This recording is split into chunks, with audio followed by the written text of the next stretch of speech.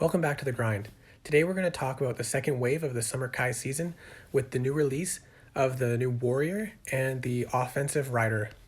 So this is Chelanoth, the new legendary wind warrior that was just released. Kind of has a feel of a cross between a sorcerer with some of the spells. Here's the spells, and we'll go into details on them now. So Reef Familiar is passively summons a warrior that has 500% of dragon's HP as health and 1% of dragon's HP as damage. And it will absorb 40% of incoming damage to Chelanoth. So this is one of the spells that makes it have kind of a sorcerer feel. And I think it'll be very good for tanking, especially.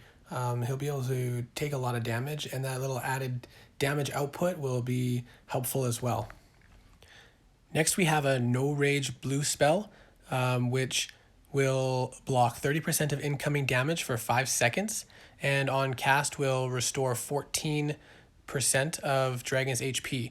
And it doesn't say that there's a cooldown, which is kind of crazy. That means every 5 seconds you can heal 14% of your health, and pretty much as long as there's no blue mage around, you can always have that 30% decreased damage, which is awesome on top of the 40% absorbed damage from the passive spell.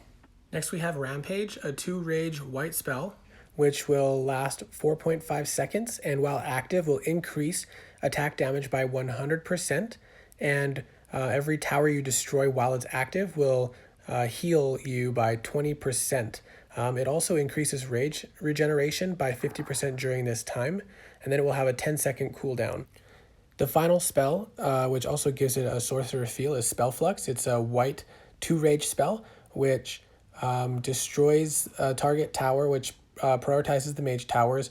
I'm not sure if it always prioritizes the red mage or if it's a toss-up between the two or not. But then it will destroy that tower and deal 3.8% of dragon's modified HP to surrounding towers. And then it will have a 1-second cooldown. So overall, I think Chelanoth will be a pretty good dragon for most players.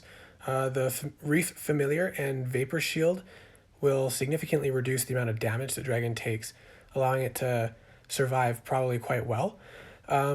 So I imagine as you come into the island, you'll use Spell Flux and Rampage right away, which will allow you to use your rage before taking mage shots, because unfortunately there's no way to dodge mage shots with this dragon. But then the Spell Flux will take out either the red or blue mage, and if it's the red mage, then Rampage can take the rest of the blue mage, so you can use Vapor Shield, which will restore some of the damage you've taken and make you a little bit more tanky. And then with Rampage lasting 4.5 seconds, you should be able to destroy at least 1 other or 2 other towers before Rampage ends. Then you'll get some health back for those, and you could I'm not sure how much rage you'll have at that point, but if you do earn back 2 rage, you can use the Spell Flux again to destroy the remaining tower if you're not able to clear it before passing by the island. Because during Rampage, you will have an additional 50% rage regeneration, so hopefully you'll be able to get back to that 2 rage to use Spell Flux again if necessary.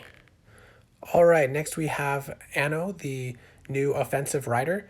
I'm gonna just put a summary here. The overall stats can increase the dragon attack by 12%, the dragon HP by 27%, and then it has some resists, and then rage regeneration by 8%. Now, I'm pretty sure you'll have to pick and choose between those. I don't think you'll be able to have the 12% attack, 27% HP, and 8% rage regeneration all on the same rider. You won't have enough skill points for it, which is kind of what typically is the case. But 27% HP for the dragon is one of the best that there is currently in the game.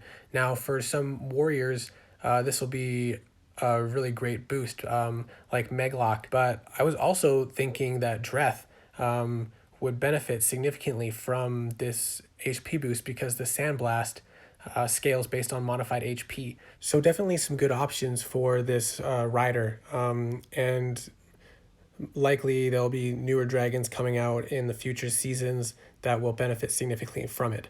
So as you can see, I put some scribbles on the season structure here.